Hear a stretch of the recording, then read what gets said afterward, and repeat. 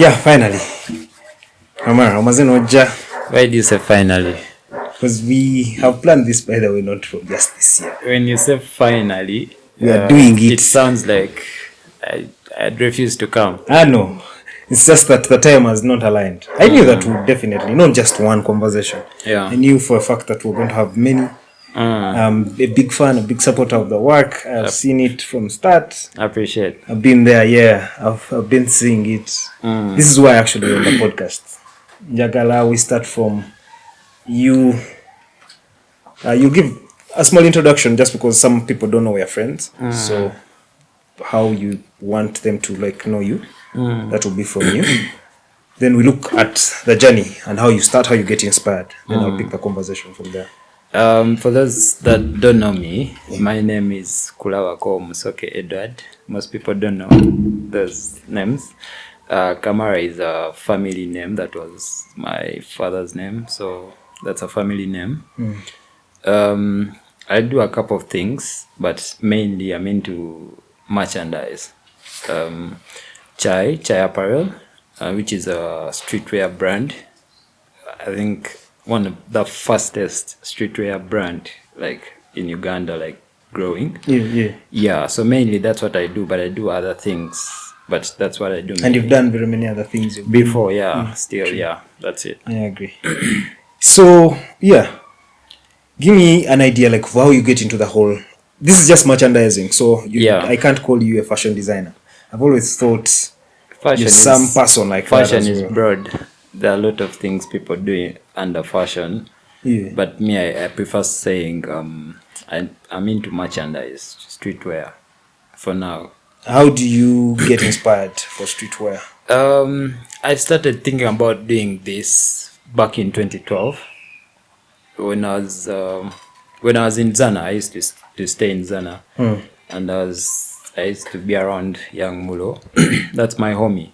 So at the moment he had the biggest song in the country in 2012, so I used to be around him a lot, and he used to have slogans, same way you see Drake having YOLO, God, what, so he used to have different slogans, and it's the people back home in Zana, we used to relate to these things more than anyone else who used to listen to his music, because it was your culture, your society. So at that moment I thought about doing merchandise, and I wanted to do merchandise with some of these phrases, because people back home used to relate to them. I felt like they'll make a lot of sense. So that's when I started thinking about joining the merchandising side. But it didn't work out, as I was still in school. I think I didn't have the money, and I wasn't dedicated enough to get into that. But in 2019 I worked on I had an idea. I was in a bar. Which night was it? It was at Fame. And I met Mo Gibson. He was putting on a jumper and it had his name at the back. He was putting on a black jumper and I liked the jumper and the feel of the print. You're a big fan. It's when you came in, the first thing you felt. I do that a lot. I meet people and I ask, either if I see something and I like, either I ask to feel the print or to take a picture, because for me that's my life right now. I always want to feel the print. Do you have specific prints you like? That every print is different. Every print is different. When I saw this, seeing it and feeling it, those are two different things. So I prefer touching something and I get how it feels. So I met him and he was putting on this very good jumper. So I asked him who worked on it, and he told me there's a guy who worked on a jumper and all. So I told him, I want to do something. I'll share his number. I'll reach out. I want him to make for me a jumper that has Chai Mukalu Addict. And it was weird. He laughed. because it was weird.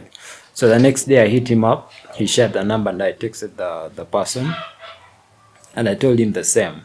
And he also felt like it was weird, So I went on the internet, looked for different things, and I sent him. I told him, okay, I want you to make for me something like this, just an idea, So he worked on different designs, and like he said no, I said no, up to the point where he got to what I wanted. So he made me a jumper, and I put on the jumper, and most of my friends who saw me putting on that jumper, they wanted to buy the jumper, and that's how I started. So I had to think about now creating more pieces for these people, these few people who want, and that's how we started. People started putting on Chai Mukalu Addict jumpers, So, I've always thought you do the printing yourself. Then I wasn't then. But for me, I don't want to get comfortable. I never get comfortable in a place, I never get comfortable. So after a year, I felt like I got tired of that. So I felt like I needed to grow. And at that point, the only growth that would make sense for me was learning how to do these things, because I just used to call him and tell him, okay, help me do this. I get orders. People used to DM me on Insta, on Twitter and WhatsApp. They give me their orders, they send money. So I just send him a list of, give me black, large, yellow, red, XL, what. So I just used to give him a list. He does everything, goes, looks for jumpers, shirts, prints, and then sends, So me, I just send them out. So after some time, after that time I made a year, I felt like that's what I needed. That's what I wanted. So I had to learn. And the people I work with right now at Hatmax, they took me through all these things. They taught me how to print, paste, where to find everything. So yeah, and right now I do everything myself. That's dope, man. When I look at you now, the red, the jumper, it's upgraded. It's real cool stuff. It's stuff that can be exported. Yeah, it's fresh. Huh? Yeah. So that's what inspires it now? Is there like a module? Do you now? Because I've seen the whole suit, the set. Yeah, the set, the jumper and the sweatpants. Yeah. Do you want to become like a Sean Combs? Like a Kanye. Yeah. A Virgil Abloh. Yeah. That's the goal. Is this the same thing Kanye does for like Adidas? Yeah. Kanye designs the shoe, my friend. Do you like go and understand the hat now? Or for now, any basket hat? For now, I'm not yet at that level where I can design something from scratch. I make designs, but there's now designing how a piece should look like. Like if it's a bucket hat, you put a button here, you do this, Not yet there, but I have ideas, but not yet there because doing that, then you have to ship in stuff and all. But getting there. Dope. Soon. But now I see you also have a whole international market, right? Yeah. Online. So isn't it to that level where you can trade? If I walked into, which guys do you distribute with right now? Can I just randomly find Chai? In like a shop mall, guys selling clothes? No. Okay. I do everything myself. Everyone has to reach out to you. Yeah. For now, I feel like it's better that way. For now. I hear you. But in the future, we have to think about getting different people to distribute, because at some point the market becomes bigger for you. Everyone can't reach you. There are people downtown, they don't know the internet and all, but they go to these people downtown, so you have to make sure at some point you have to make sure you're everywhere, you get. So with time we have to get into doing that. So how do you approach new collections? Like, how do you decide, like, now, let me add on shoes, let me add on trousers, it's just not jumpers, or you want to do everything? I can't say I want to do everything. Because there are shoes, actually. I remember there's slides. The slides. We have slides, yeah. I can't do everything, but I believe every time there should be growth. So there should be something new. In the fashion world, every day there's always something new. Like, you know, if it's not a new product, then it's a new design. You know, there are new models, there are new, you know, different things. So yeah, I can't say for now. I can't say I want to do everything because I can't do everything. But I have to keep adding on. You know, that's how you're going to keep people excited to have the brand. You know, to own it. You know, that's how you have to keep them excited. I see your philosophy. I've walked into Kush on a Friday and I could see a million people put on the caps. Yeah. Okay, not a million. It wasn't a million. There's not a million at Kush, but I could see a lot of chai at some day. I don't even know if you're throwing something. Or it was just that now there is like a given percentage of the urban cool that really, really pledges allegiance to the brand. The brand, yeah.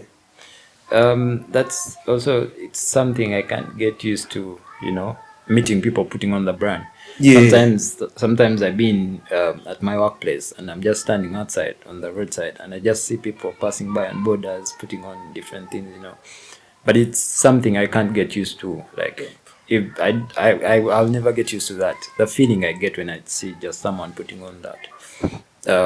I went to Kings Park last weekend, and I met many people putting on different things, shorts, bucket hats, jumpers, slides, you know, like different things, and I was happy. Like, for me, that is my highlight for the month. You know, it just gives me happiness.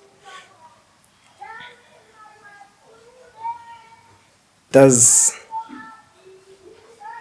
that mean that there's a philosophy on the Chai Mukalu? Is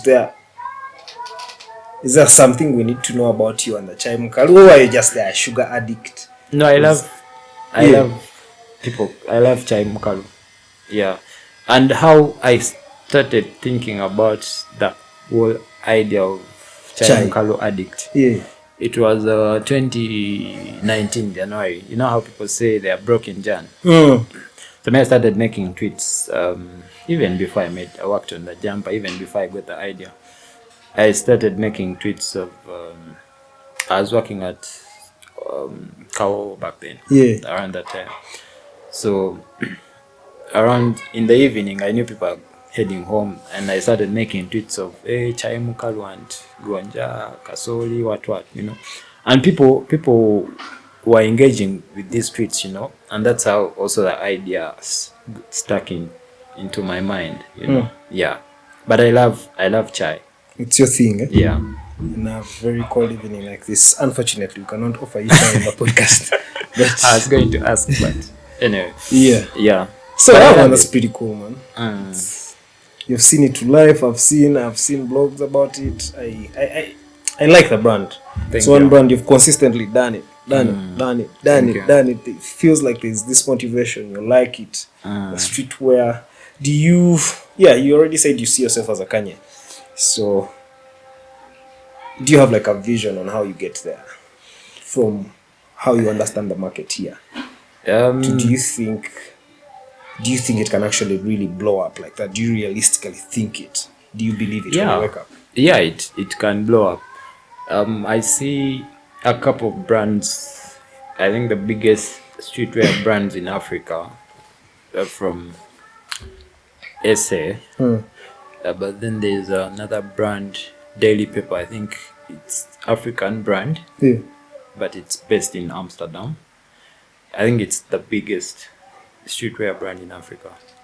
But I see different brands in SA, like, and they're doing really well, you know. So there's no way we can fail to blow up if we keep doing what we are doing and keep consistent and motivated. And fashion wear has money. I was reading an article yesterday of Bernard I think Assault, the guy, the richest family now. They deal in fashion. Of course, they are into merchandising, right? Louis Vuitton, Hennessy, and whatnot. The fashion. So I was thinking about you in that time. I was like, this guy could actually really go big like this. Fashion is there like,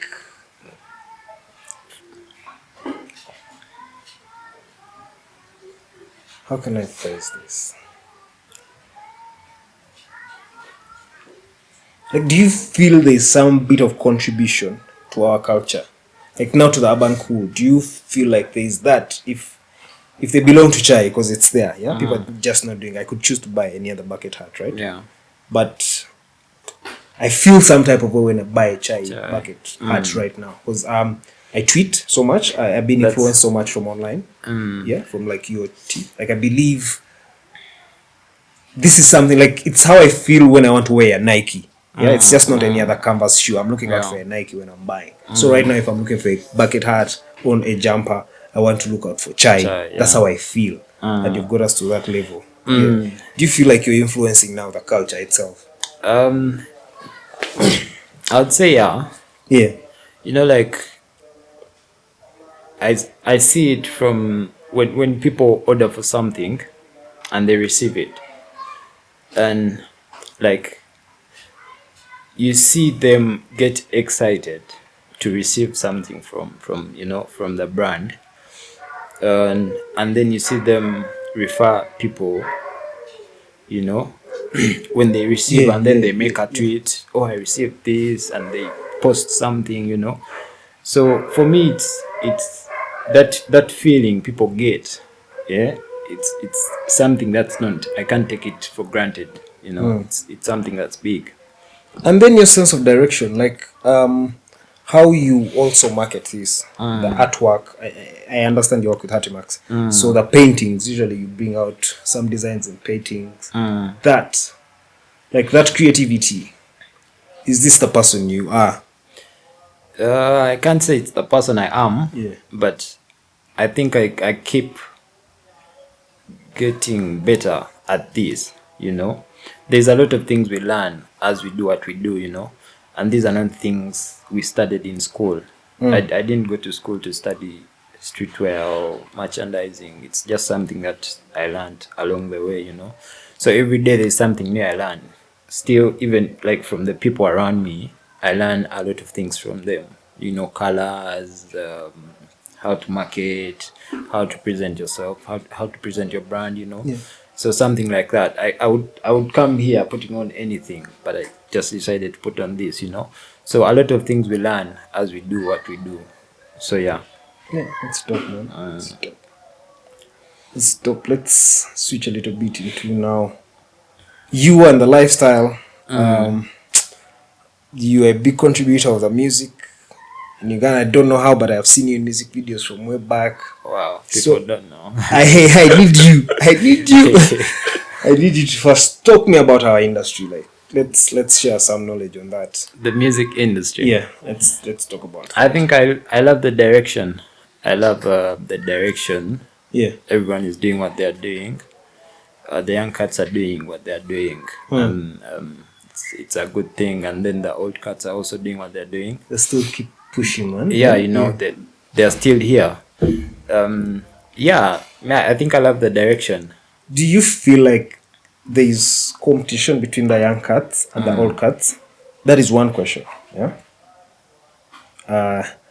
But okay, let's first start there. Competition. Do you feel like it's competition, or guys just have to keep doing their music? Like everyone is in this, they dedicated their entire lives to this. Yeah. Do you feel like that space is circulated with people like Chameleon? Yeah. They still have really hitting songs. Yeah. Like Chigwalelo in the last decade is still a top song. Yeah. Right. So, but there are still new kids. There's Nana and Joshua, right? Yes, yeah. Streams are up that side and whatnot. The biggest song in the country. Yeah, like the biggest song. Have we had a song do numbers like that before? Maybe, I'm not sure. Yeah. Maybe Kenzo might be having big numbers. But song topping charts like that Yeah. for some time. What is it? Apple Music? Apple Music. Yeah, and it's Davido who came through with an album and he Put it topped, out. Yeah. But it's still in the mix. Yeah, it's still top 10, you know. But do you think this is the equivalent of when the Chameleons were performing at MTV Africa? back then, Yeah. a lot of things change. Because for them, maybe they would say they didn't have a lot of No social Ugandans on the media, internet, no no social what. media, the push. I think it was hard back then to push music, but also you can't take away the credit from people who are doing it right now. You know, Yeah. who are who are topping charts. You can't take away the credit, but I think it was hard back then. Guys had to go to Kenya to record. I remember. I think they said we only had one studio here, Kasiwokira. Yeah. So guys had to go to Kenya to record, and now people have this. Oh, that's the whole Bumilia song, right? Yeah, Bus corridor. Bus corridor. Yeah, that's what happened. Also now there's TikTok, but also still there are many people who fail to make it right now. Exactly. That's why you should credit the people Who make it? out. You know. So do you think when you see Joshua hitting all those numbers, all these kids that are coming up and they have the numbers, and then you hear a story like Chameleon that I had to sit through a back corridor to go and produce, and right now when I had Joshua on the podcast, he used to tell me, he was telling me that he can produce, right? He has the time to all this stuff, right? Which he does, right? So, but the luxury to do all this is because what Museveni calls peace in this context, like abantu nabawe mirembe, I've sorted things. So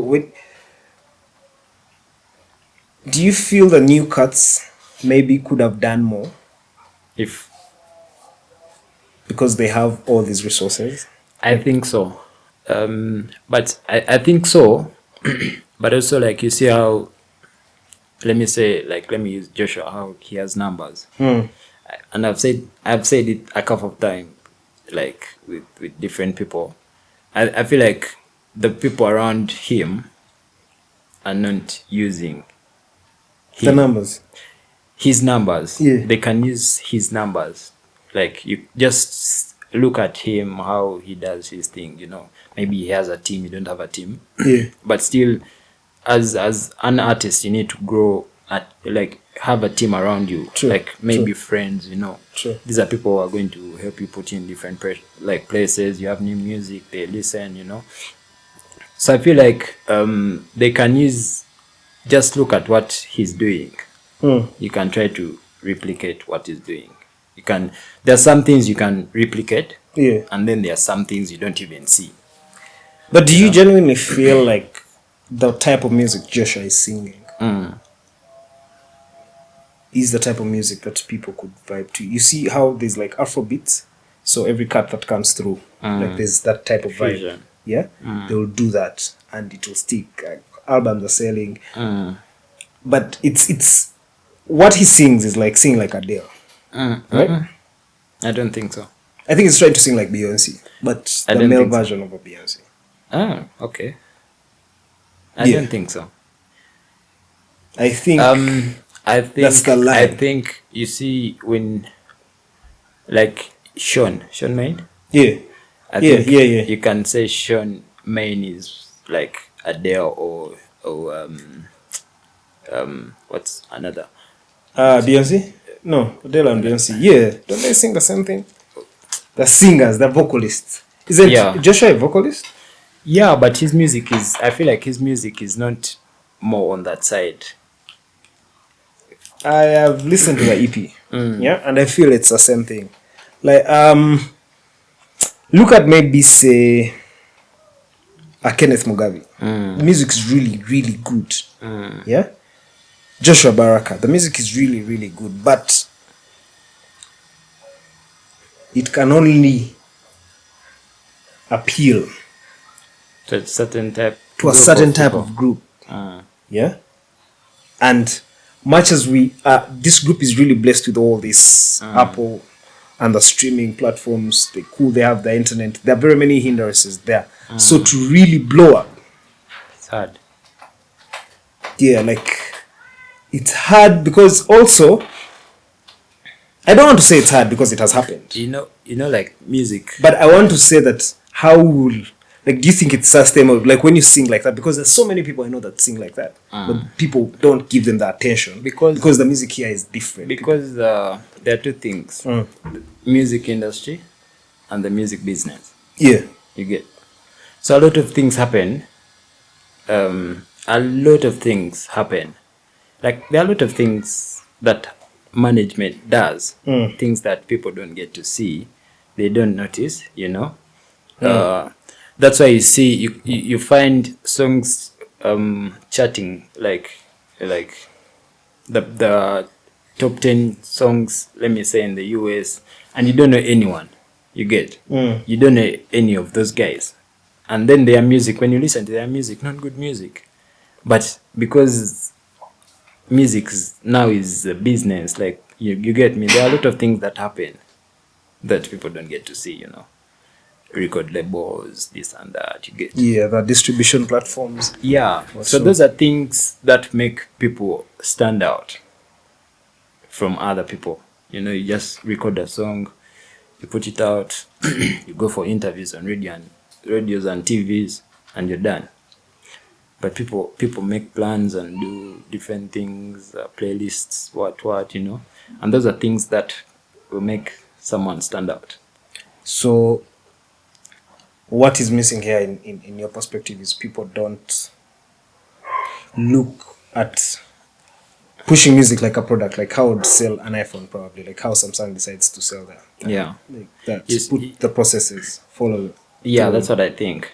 People just put out music, do interviews, and get newspaper articles and all, and they're done. I think at the end of the day, it's because of the money, maybe. Do we have I don't think people it's who money. are willing to invest in the music? I don't even think it's money. Maybe it's money, but I don't think. I can't say it's money, you know.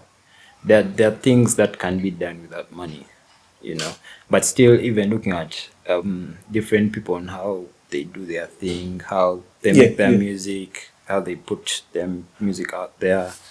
You don't need some things. You don't need money, you know.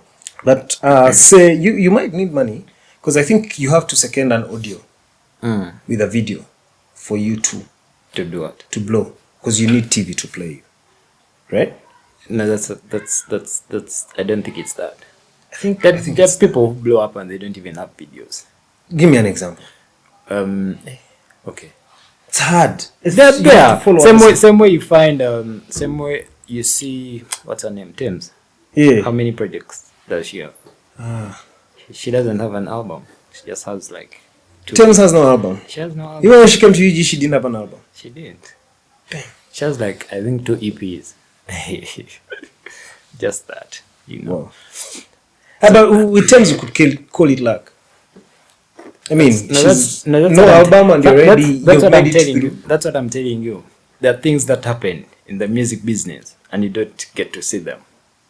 But like there are management doing a lot of things, you know. But management to do all those things, I think it needs a lot of money. Because now look at our market. Just from the examples, when you listen, I was listening to this guy's podcast, Mr. Henry, when Viper Rankings was there. Viper Rankings is my boy. So cool. He said he was trying to narrate his journey, yeah, and that is like Viper Ranking is like a 1% who has made it. The guys who have actually been deferred by the factors he mentioned. He was like, you go to TV, this guy asks for money. Yeah? But everyone, when I talk to my friends, like people here, like they do that a lot. So management needs a lot of money, or even if they didn't, they probably couldn't ask for money. You know, like, the guys who have money can pay up TV and they get a lot of airplay. So also, like, money, you know, you can't pay everyone. But you pay whoever matters. You can't pay everyone. And there's a time I used to work with a friend, you know, and different guys used to ask for money. But, you know, when you give someone money, they're going to play a song, but they'll not play it again. Because you've given You them have money. to pay them again to play the song. Yeah. You get. So, the best thing to do is to build a circle.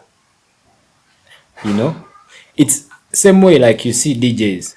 Someone saying DJs ask for money, but a DJ will not ask you for money if he's your friend. Yes. So you have to find other ways of getting into their circles.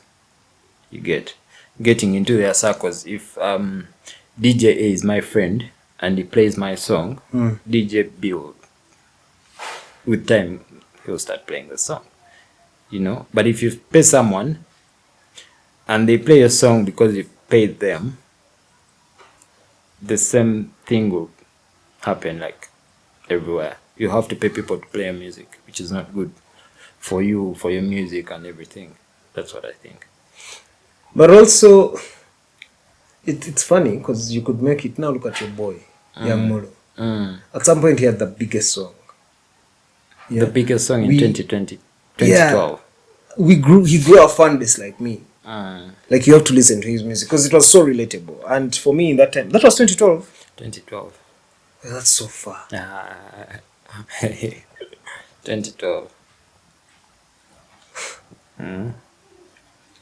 Oh, 2012 is so But far. you know, like there are. But like, what happened? Okay, I know you don't know. Like you are just friends, but what do you think happens to someone like a Young Molo? Well, I don't know. What could go wrong if you get that chance? Like, I don't know, but I think a lot of things can happen. yeah, But you know, like when you blow up, you just make a song and it's all over the place. You know, sometimes I feel like you're not ready. exactly mentally, you know. So a lot of things happened back then, and they affected, you know, his career and all. So, But you see, I believe, we want to run away from the Nigerians in our conversations and in whatnot, but you can't. They're doing it good, right? You can't. They're a really trendsetter. Yeah. Like you can be. Why don't we have a market that can produce artists who are big enough to fly private jets? To look at what Burna Boy is doing. Like, what is that thing you feel like is missing? Is it the management? Mentality. I feel it's the money. We don't have people who believe in our project. But guys are determined. That's one of the things. But Yeah. I think it's just mentality. How do you mean? I keep telling the people I talk to, you know, when you look at people like, when you look at Mr. Easy, Yeah, when you look yeah. when you look at Olamide, they did music for some time, and then they realized they went into a different direction, you know. Now it's business, you get. But then you look at people here, the big three. Yeah, Like, yeah. they want to call them. I have a big problem with them as well. That's what you got. 25 years, they're still here. They still want to do this, you know. And then it becomes hard for you to compete with a new talent. Gen Z, yeah. You know, it becomes hard for you to compete with them. They're putting out music every day, so you can't compete with Alien Skin. She's putting out a song Every week. No, you receive a notification. Not every week. 2 days. Every 2 days, yes, it's new music. A song, you know. So you can't compete with someone like that. But is that a formula? You know, it works. Like, with them. no, for him, that's his that's what works for him, you know. But what I'm trying to say is, you can't be doing something for 30 years. They're new kids, you know. And these are kids you've inspired, you know. And then now you're competing with them.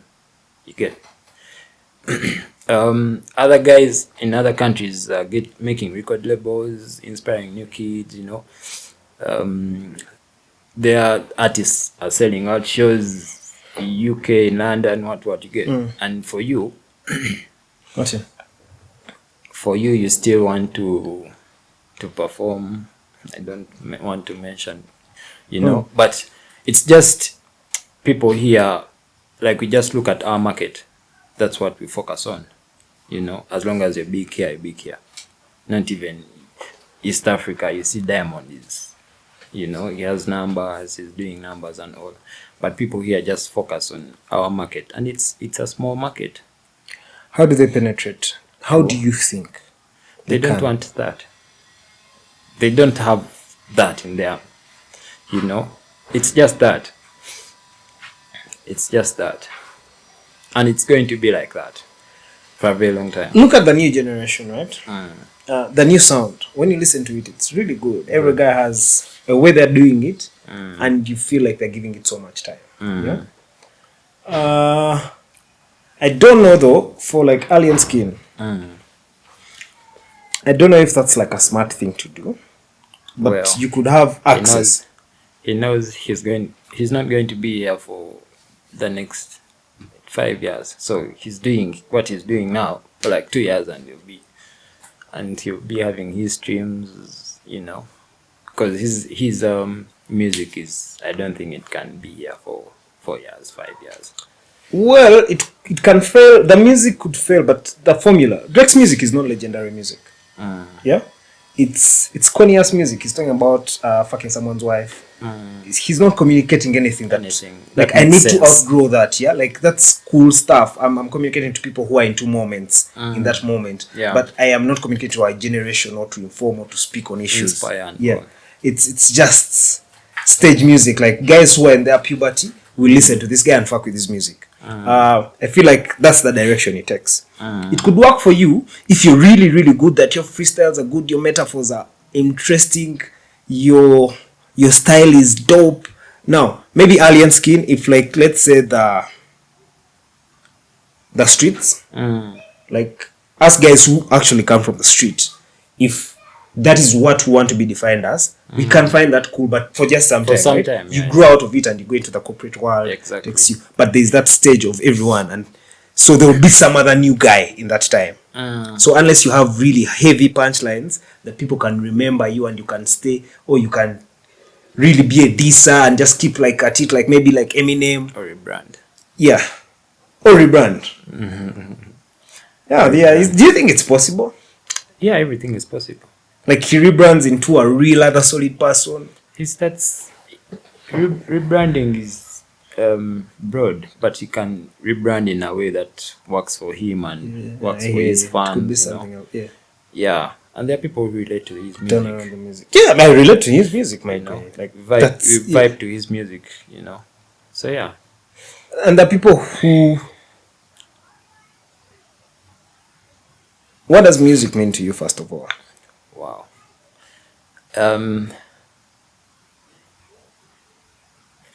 Before I really put you into that, like to you as a person, what's its contribution to your life? To my life, I'm someone who enjoys being alone, Yeah. And a lot of times, I play music to get motivation. When I wake up, the first thing I do, like, play music. Most times when I'm sleeping, I play music to sleep, Sometimes I be having sleeping problems. So I put music to sleep. Yeah. But also, I get a lot of inspiration from music. The music I listen to. Sometimes I listen to music because of the beat. Sometimes because of the lyrics. And I enjoy listening to music, and I find it relating, like I can relate to it, So for me, music is that one thing that is there when everyone is not there, something that inspires me a lot, something that I relate to. There are certain moments when I listen to some songs and then I can't listen to them in other moments, Yeah, it's just that. Do you have music where you listen to right now on all this new sound? Is there music you feel like you'll come back to it, and this should be Ugandan? Is there music you feel like is very intentional right now and you'll come back to it 5 years from now, from all these new cuts on the block? I've been listening to, I don't know if you know him, Sound Like Baby. Yeah, you went what the party branch? Is that the guy? And the other one was Kenyan guy. Yeah. No. Sound like who? Baby. Sound like Baby, no. He's the only artist who takes me to SoundCloud. Yeah. You told me about the guy. Yeah. Because his music is on SoundCloud, Audiomack. You know, he's I don't know, but I enjoy listening to his music. I listen to very many like these kids. Yeah. I listen to so many. Most of them because I want to know what they are doing. You know, and I want to listen to music. I want to be updated. You know, I need to know what's happening. Yeah. You get me. So yeah, but that's someone I've listened to for some time, and I still play his music like every day. Do you think 5 years from now, what's that thing about his music that will bring you back to it 5 years from now? I love his calmness, yeah, and also his storytelling, like how he tells his stories. You know, music. I enjoy listening to music because it makes you feel like you know someone, even when you don't know part them. of that I've story. never met him, but I text Text him. I DM him on Twitter. You know, I DM him on Oh yeah, Twitter. this is what it means to you. Like I remember when I used to DM Rihanna because, okay, first of all she was hot, but then I felt like there was this saying "stay," so I was going through a breakup, and I felt like it spoke to me. So I DM'd her like, "Hey Rihanna, you really saved my life." What? So like for me, music makes me feel like I know people. You know, when I started listening to Drake when I was in high school, and then he was telling all these stories about his family, Yeah. his mom and dad breaking up or divorce and all. You know, it makes me feel like I know someone. You know, like I've met someone, even when you've not met them. Because like for me, I want to listen to lyrics and to listen to someone's story through music, you know. So yeah, it's that. Do you feel like we are doing music right? The sound. Yeah. Do you? I was listening to Mackenzie on Kiss. So he had hosted the Myth. The Myth just released a new. I saw that. Okay, Yeah, I saw the clip. Yeah, I saw that. So the they were clip. talking about Ugandan sound. sound. Yeah. So of course, everyone wants to bring out Something and say it's our sound. that. Yeah, but the Myth says, and so much respect to the Myth, right? He has been in the industry for such a long time, so he understands music. He has seen it. He knows what can work and what can fail. So he says that we don't need a sound. Yeah, I used to have play here. It's almost say the same thing. We don't need a sound. Like, let everyone come, create. As long as you organize, then let's consume all of it. But when you look at the Nigerians, though, you feel like they have a sound. What's that? Afrobeat. Yeah, like you feel like they have an identity. Yeah, and it's very important in business. When you see Javas, they have an identity.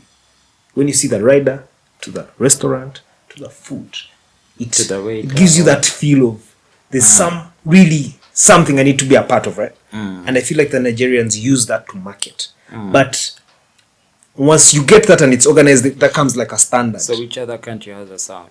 South Africa. South Africa, yeah. Any others? Any other? No, really? Congo. Yeah. See? Like, why don't we have that kind of sound? Because we're not going to be like... And to the Americans, it's intense, yeah? Because I think hip-hop music sells the most from America. I really don't know for numbers, but the Beyoncés make a lot of money and they're not hip-hop, but they're into the hip-hop culture, right? They are fucking hip-hop niggas, they are around hip-hop guys, beats and producers, a whole from hip-hop. So, I feel like for them it's about lifestyle, yeah? And because it's a free country, that can pass. So, for us, there's not so much about lifestyle we can sing about. We don't have resources, we have strictly potholes, so we don't have enough resources for people to actually explore their lifestyles. To sing about. You can sing about anything. It's actually, yeah. Maybe you can can sing sing about about anything. But I think, you know, when when people trying to get a Ugandan sound, it can take us 1,000 years. A couple of years in Mavega, like people were when they started talking about the Ugandan sound, you know what they started doing? Yeah. Backsraga. Yeah. I remember. And then what, you know. But The that's Nandus something dig, the mixes Nandu jazz. that's something that's hard to achieve, because everyone has their own sound in their, you know, in their mind or head or what, you know. Every producer has their own sound, or touch, or their what. vision, yeah. You get. So everyone has a way they create their beats, you know.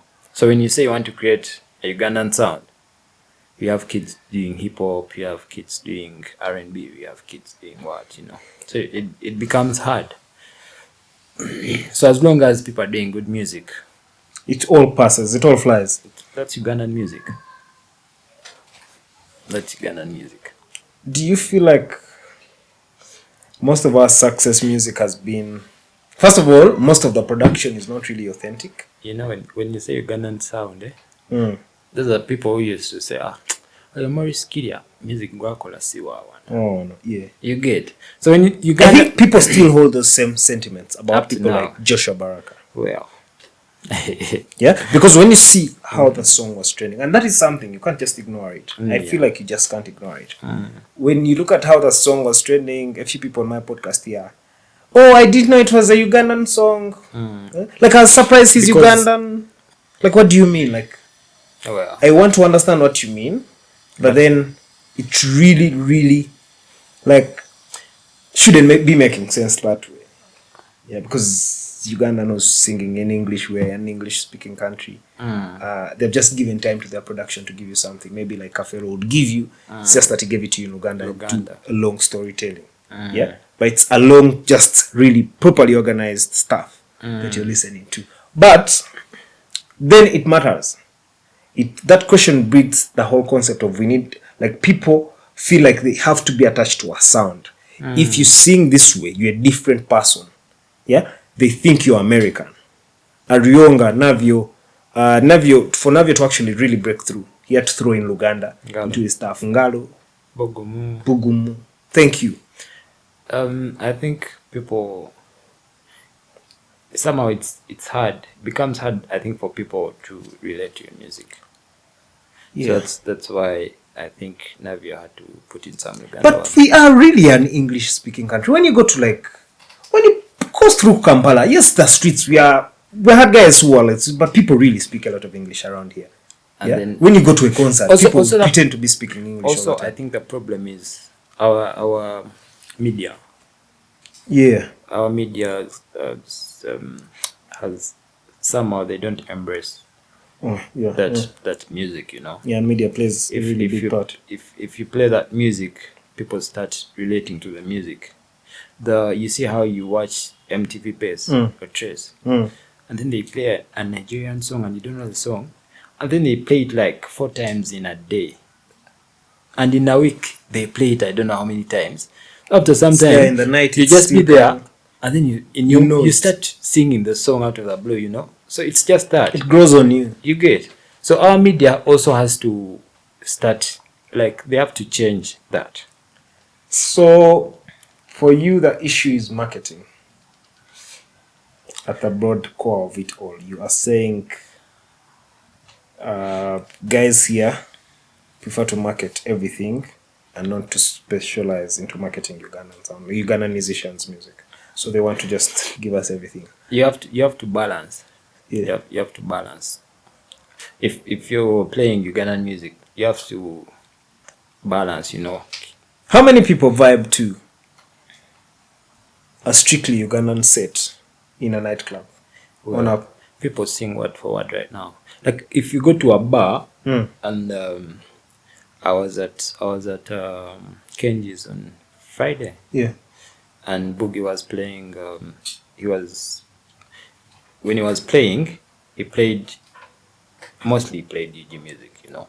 And people are singing word for word. People know this music, you know. People know the music, so you can't say people don't know the music. So it's, I think media, like our media houses The need attention. to, like you find some media houses playing. Where do you listen to music the most? Where do most people listen to music the most? Is this on radio? I don't know. TV? Me, I don't watch TV. Or they go out? Exactly. I don't know. Me, I don't watch TV.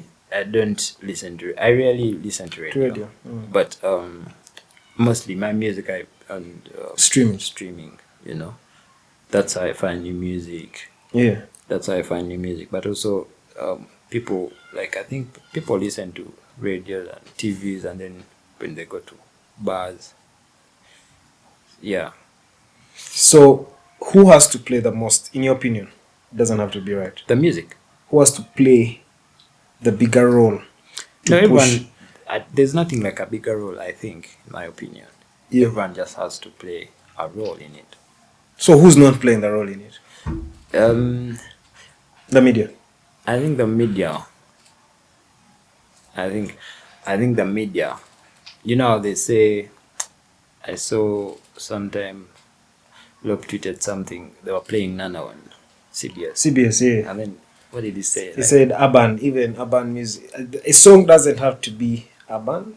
Something like that. Yeah. You know? So some of those stations, they say they don't play this music because they're Imolozung. And then you find them playing Ed Sheeran. You get. So what's that? You get. So it has, everyone has to play a role, you know. So I think the issue there then comes to numbers, right? If Ed Sheeran has 1 million streams, he stands a bigger chance to be played because the radio presenter is into the business of selling ads, right? But also, like, as I think as a radio presenter, you have to present something new to your people, you know. Introduce them to something new. This is Ugandan music, you get. Introduce them to this music. I agree with you. You get. If you don't, then who will? I agree with you. People are going to keep listening to the same music. That's why I like people like Sammy Utala. Like, he's at the forefront of, you know. So he's playing.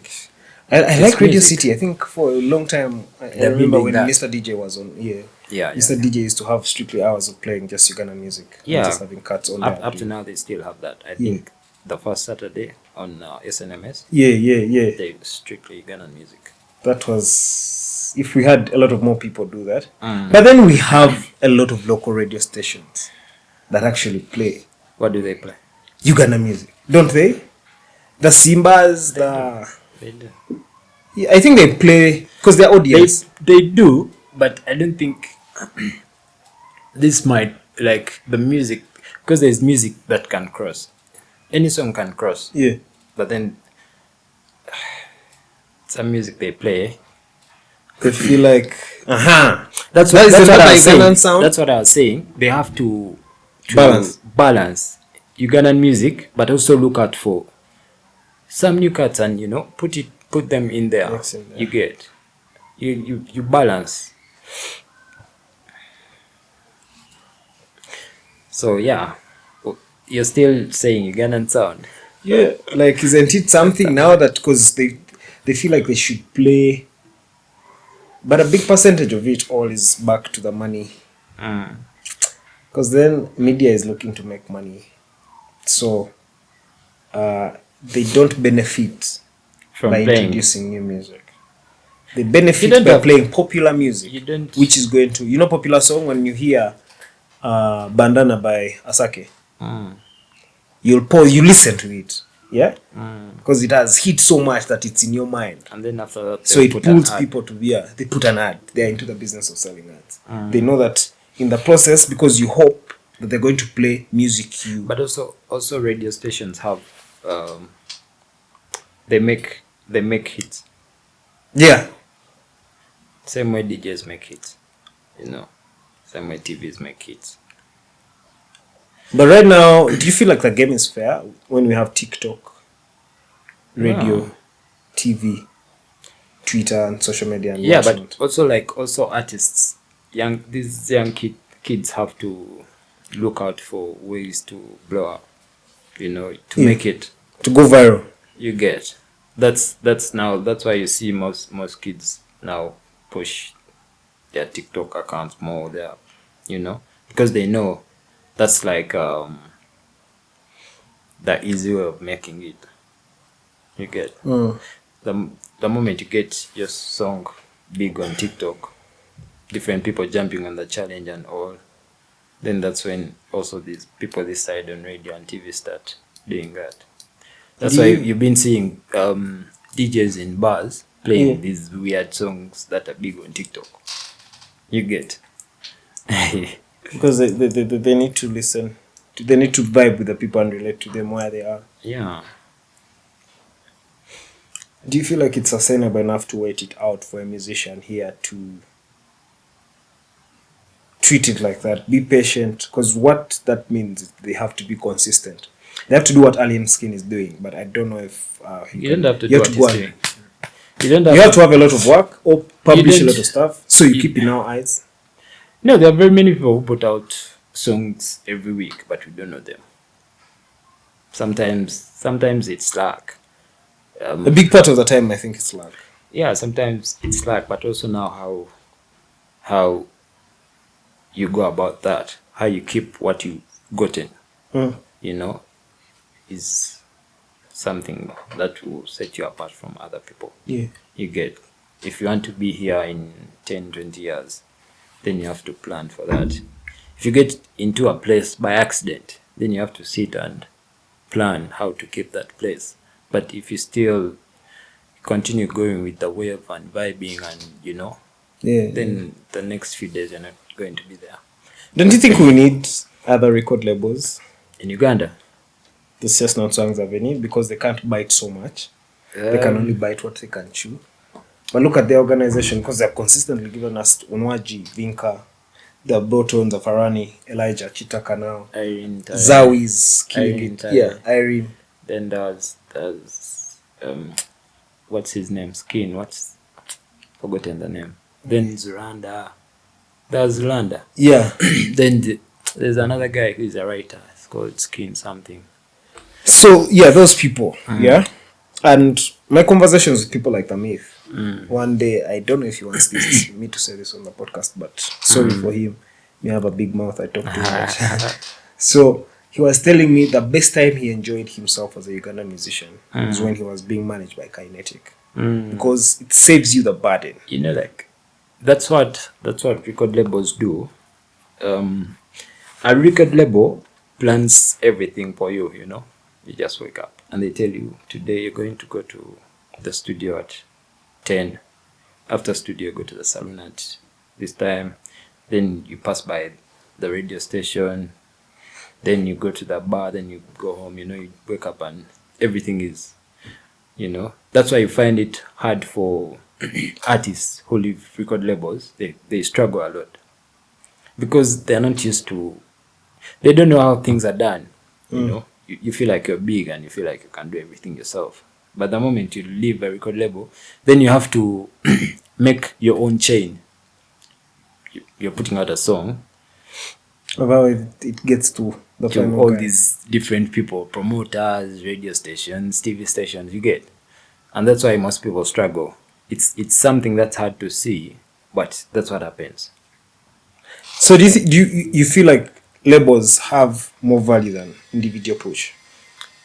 It depends on how you do your thing.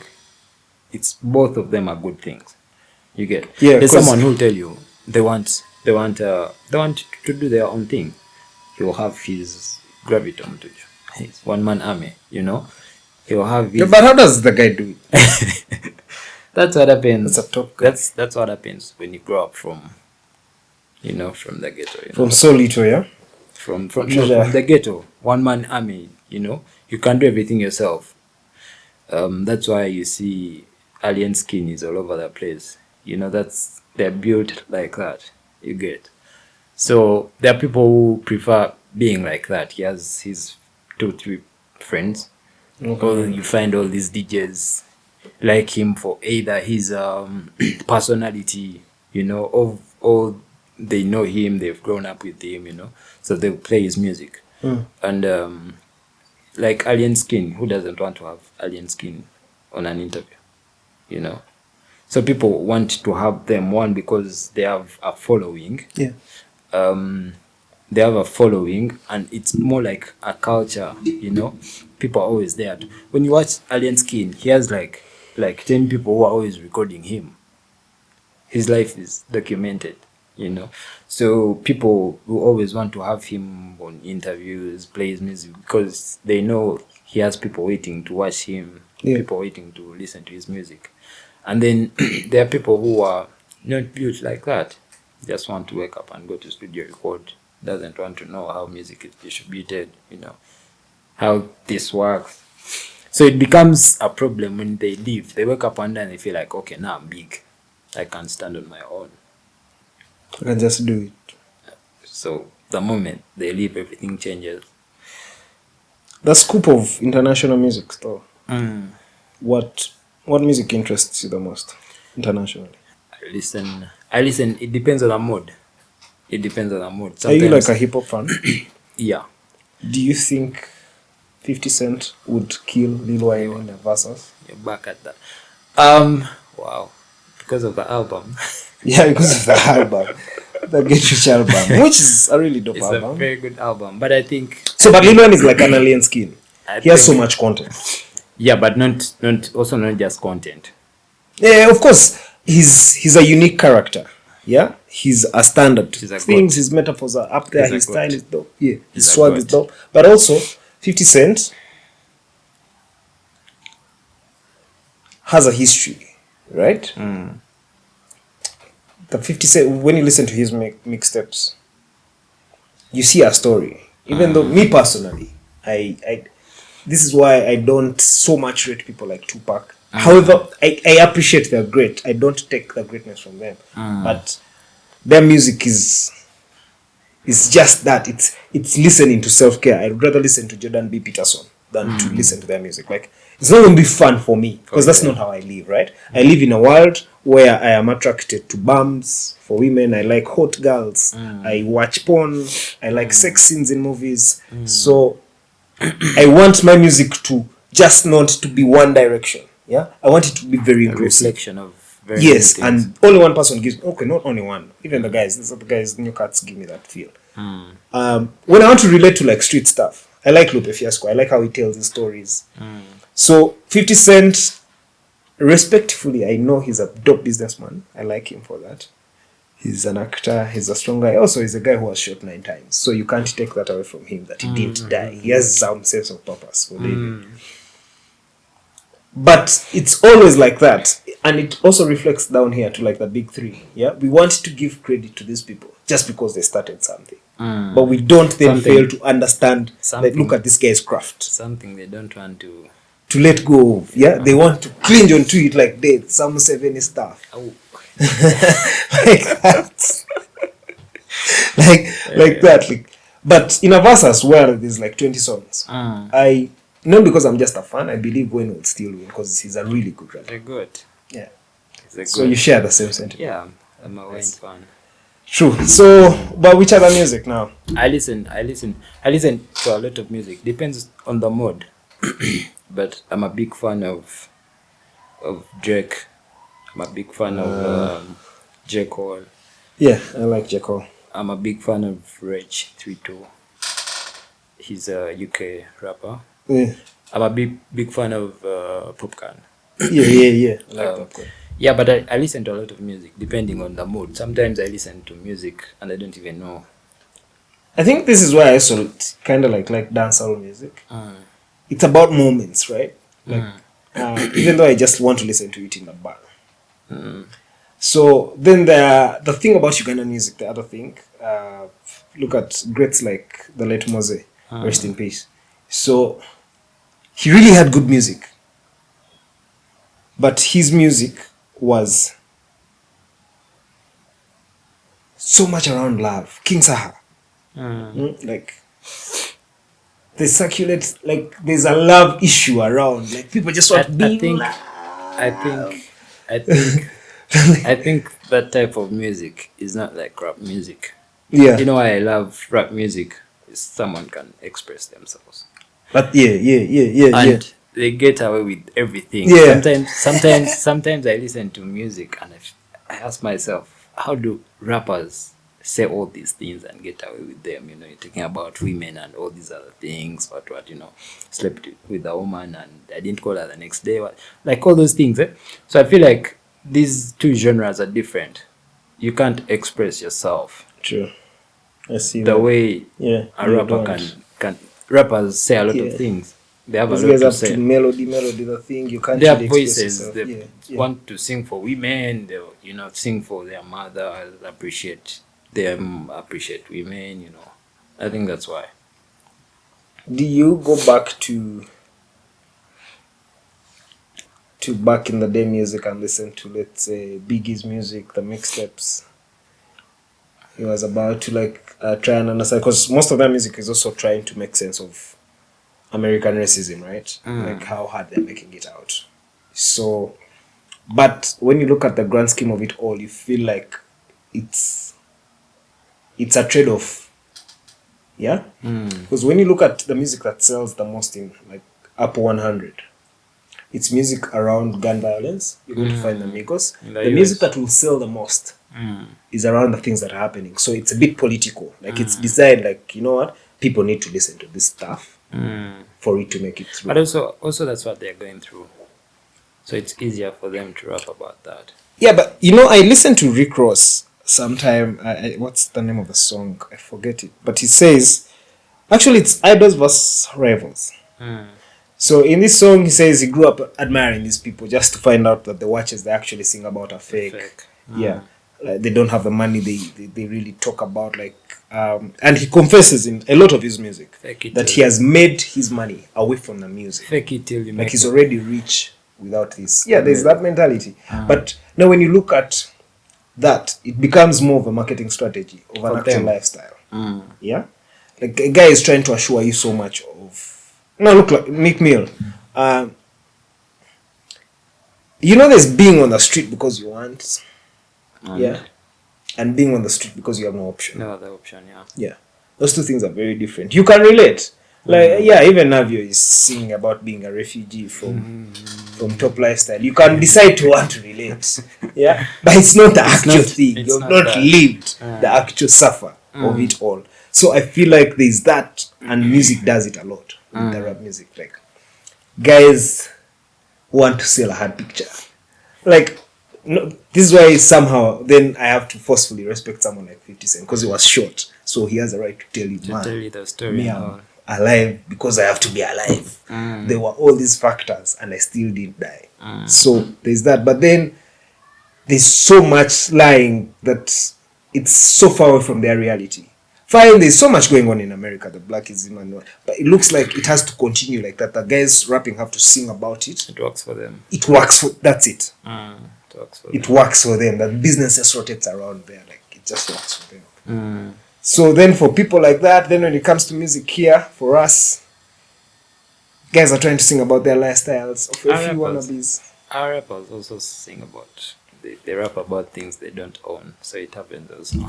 But they don't. Some of them do. Because they don't really. You can't assure us. Apart from someone like Atlas, he could maybe lie because he's going to have a bad video that has some weird cars. So you'll be like, maybe, man, the guy has the die. But you big few cannot convince me otherwise. I miss Atlas. Because I'll find him. I miss Atlas. In Frayne or somewhere. What happened to Atlas? I think he decided to do business. I miss him, man. I last saw him in Nomad trying to push nights. I think I saw him. I don't know if it's by Sizzle. Last month. Yeah. But I miss him. He's good. He was good. I think he would come back. He's a swag guy. Like he just can pop, drop some music. He should be doing. Yeah, but there are very many guys who have gone. Enigma. Apart from the dead guys. Enigma. Who else in rap? Rocky Jan just had to expire. Babaluku, it was time, I think. I think he's doing other things. Everyone has to do other things. Some people who don't have other things, maybe they have, but they just decide to be here, But then sometimes people feel like, no, let me just put my mind to something else. Yeah. Lifestyle. The entertainment scene, another big part.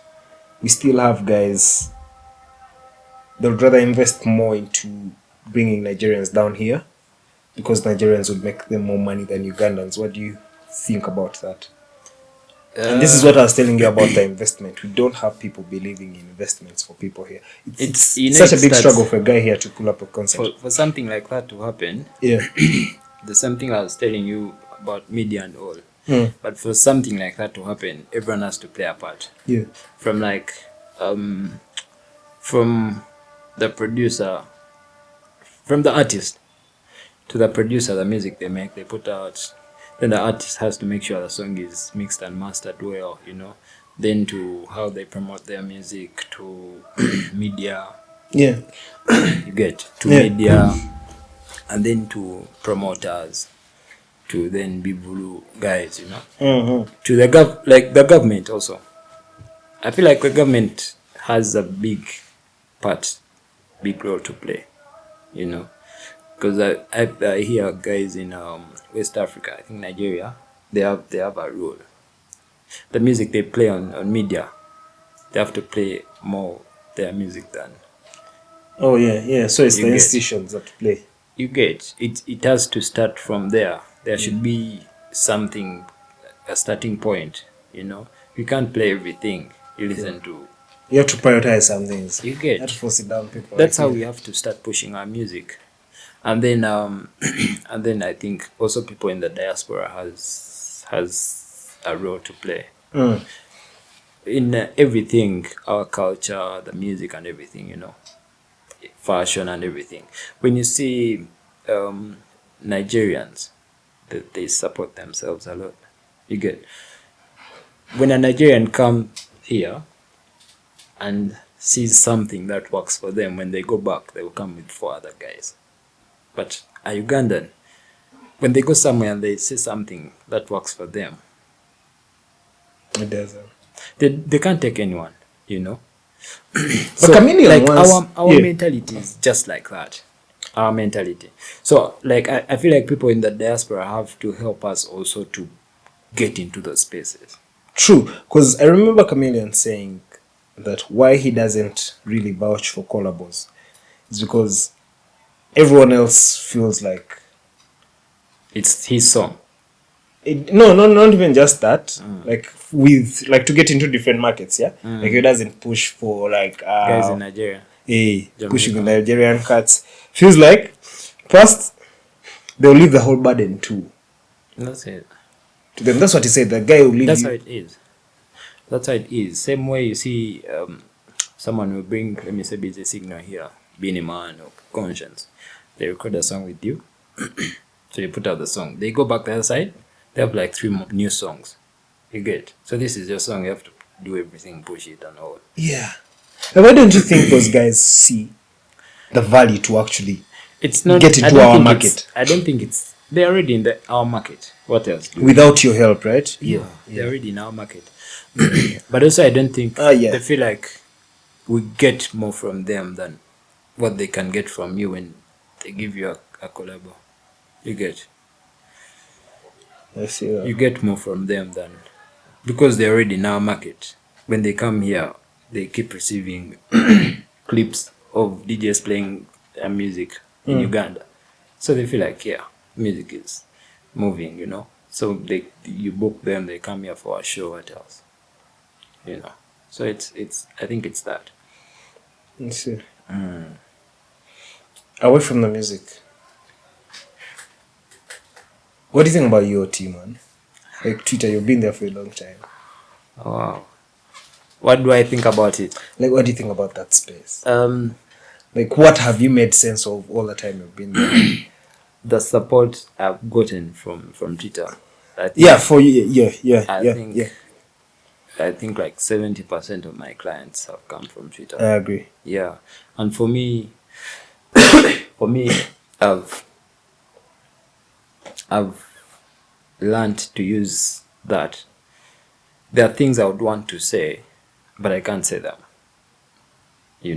Before I would just wake up and tweet anything, I would just wake up and tweet anything I want. That's anything that's on my mind. But right now, there are things I think about, and I Keep them in your draft. yeah, and after some time I delete because I feel like no, I can't. When do you get in such a situation? Why do you feel like some stuff should stay in your draft? I'm not someone who talks a lot. I talk, but I prefer to listen more than I talk, and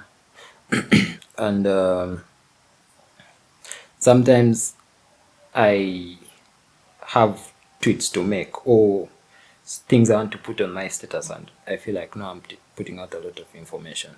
This is not me, you get. So sometimes I see things and I just keep scrolling, because I feel like I'm a loner, So it takes time for me to talk to someone or ask for assistance or talk about what I'm going through, Most times it's just me, So a lot of times I have things I want to put out, but and then just can't. I just decide to let that go, I'm just like that. But I appreciate, like, I've gotten a lot of support, and I keep getting that every day from Twitter, and people, like, I be seeing people supporting me like they know me, and these are not people I've met, but they support me because they some people have seen me, starting this. Some people along the way they've met me, so, like, and I see people believing in what I do. Yeah. So I appreciate Twitter is something. For me it's so much value. It's adding on to you. Yeah. It's that. I always wanted to quit. But because there's an aspect of then making money, I have to publish. Sometimes. Yeah. There are times when I want to be off, like, my phone. And to be off social media, or sometimes I just want to be in my own space, Yeah. I just want to be in my own space, do my own things, maybe watch movies, maybe listen to music, and I don't want to be on social media, Yeah. But then you have a business, you have to keep being consistent, and also just can't let go of that. The moment you stop doing that, a month later, by the time you come back, then there's something new. People are relating to something else. I feel like there's so much story. Even though I appreciate the fact that it's a place where I get fast information, like I have, now that it's been actually grouped. Yeah. Followers, what? Yeah. Shout out to that guy, by the way. I feel like at first, Elon Musk. I was hating on it, but then I saw the value that it carries, because now my Twitter is grouped into like 3. I have the For You part, where I see everything, every noisemaker, this one is about, this one is. Then the following, people have decided to, I am interested in your lifestyle, or whatever your mind is at. I think now I'm always on For You. I don't know why, but I like all these other things get boring. So like For You the becomes interesting. algorithm more right now, because somehow the algorithm keeps bringing the things you relate. Right now, if you go on my TL, they will bring people designers, graphics guys. They bring streetwear stuff. They bring watches. That's the content that you keep seeing. So I love the algorithm right now. Yeah, me too. Because I grouped it. There's I don't know how I can. Let me just look at it now. So it has this part of podcasts. So there's when on my TL, I am just seeing podcasts and other people. So it's grouped into For You, following, and podcast lovers into 3 sections. So I have this whole part where I can just come and see a different whole TL.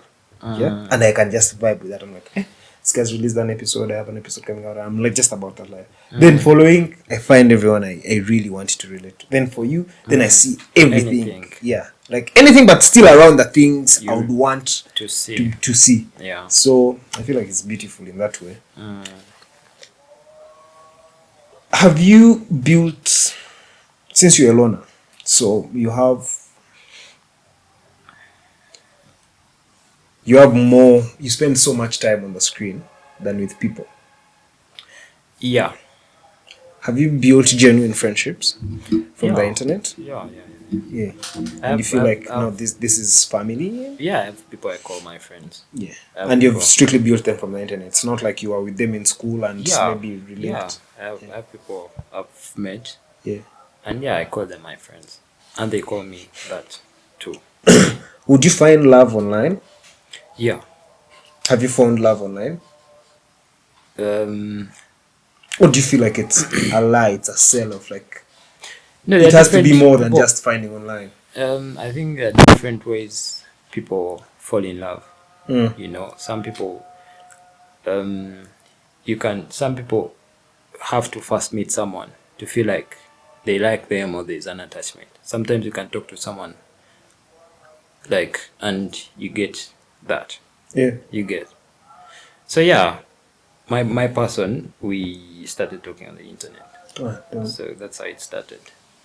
And you're a committed guy, you're not about what? This polygamy stuff like King Solomon the Great. No.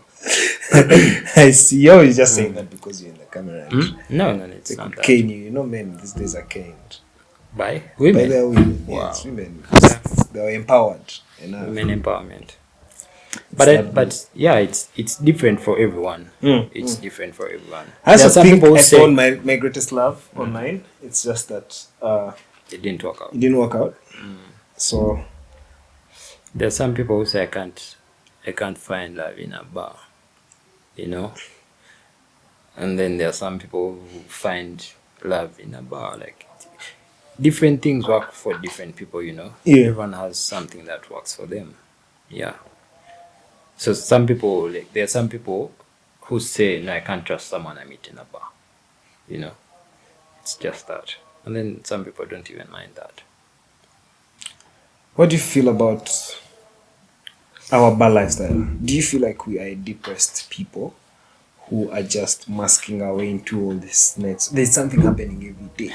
For Monday, Tuesday, there's a full life. And I'm into the business of really observing behavior data for people. So it's crazy that there's something happening. Like every day has to be pushed. You'd think maybe this is how businessmen have decided to design the industry. I think to make money. that's just our lifestyle. We are just a happy people. That's just our lifestyle, and the government is fine with it. You can go to the bar any day. It works for them. Yeah, so that's just how we live life. But I can't say people live like that because they're depressed and all. I don't think it's that. Yeah. I don't think it's that. Do you feel like we're happy people? Okay. People have issues, depression and stress and all. But I think as a country, I think yeah, it's that. That's what I think. I see. That's why you keep seeing tweets of Uganda, and Uganda is not a real place. What? Like you be seeing things people are doing, and you just laugh and say, "What's this?" When you go to TikTok, the content you see, It's crazy. I don't know how I felt with TikTok. just I go and just put business stuff and go away. Like I would look at stuff. Yeah, the TikToks will reach to you, but I think I have very many addictions. I can't add on a new one. I think it's too addictive. Yeah, I don't think I can get addicted to. sure. Maybe you don't even know that you're addicted to it. But no, you'd scroll and because the guys I know, that guy, everything he has to relate to. Man, did you see what's on TikTok? So you're like, even Also, it's the songs on TikTok, and when you go to it's what's making businesses, so it's really it's the measurable. easiest way Yeah. to find not information, but things like music, information about business, information. You keep seeing something new, how people are Doing that doing stuff. their branding, marketing, packaging, you know. Yeah. So me, if I go to TikTok, I be seeing different people who are into fashion and all, how they do their branding and all, how they get their suppliers, how they do their packaging, shipping, like they be talking about different things. So like me, I just go there for information. Kale, we usually do it in a way where we summarize with this question, where you give us like a legacy and the bigger vision. So it could be about you and the brand as well. Then, yeah, Giving you a vision. Like and legacy you're trying to leave behind. Like how you envision the future, first of all. Like with the brand, how you envision your lifestyle. It could be general, how you envision the country, like would be from this stage to this other. Yeah. You know, when I was starting, but even before, like when I was starting, when I wanted to do this back then in 2012, I wanted something that people back home can relate to. And even now, I want to do something that can be seen anywhere in the world. Malta, well, anywhere, you know. And when you see it, you just know this person is my brother, my sister, he's a Ugandan, you know. I want to create something like that, you know. I want to create a brand that promotes our country. You know. So me, when I'm creating, I put out independence designs every year, you know. So I'll be putting out designs to celebrate our independence. So like me, my vision for the brand, I want to create something that can still be remembered even when I'm not here. Something that can be something that makes people happy when they put it on, you know. Something that can be celebrated. Something that can be something people will want to own, even if they don't know me, you know. Something like that. Nice. Yeah.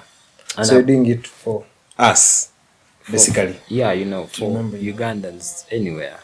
I'm planning to do stuff for other countries in East Africa, because I don't want people to feel left out, and to get into those markets also.